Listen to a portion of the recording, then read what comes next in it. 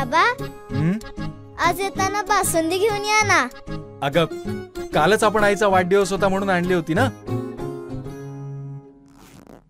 ऐकलं, गोकुळची बासुंदी पुन्हा खावीशी वाटतेय. खरं सांगू, मलाही खावीशी वाटतेय.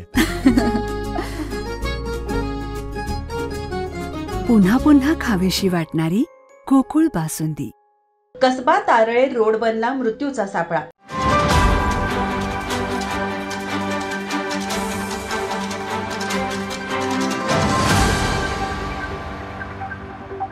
कसबा तारळे धोकादायक वळण आणि सप्तसूर हॉल चौक या नावाने परिचित असणारे हे ठिकाण मृत्यूचा सापळा बनला आहे. या गावातील धोकादायक वळणावर कोणत्याही प्रकारचा नामफलक लावण्यात आलेला नाही, त्यामुळे या रोडवर अपघाताचे प्रमाण वाढले आहे. काल शुक्रवारी मोटरसायकल व चारचाकी यांच्यात समोरासमोर धडक होऊन अपघात झाला. या अपघातामध्ये दोन्ही गाड्यांचे मोठ्या प्रमाणात नुकसान झाले आहे. तसेच या अपघातात एकूण 5 जण गंभीर जखमी झाले आहेत.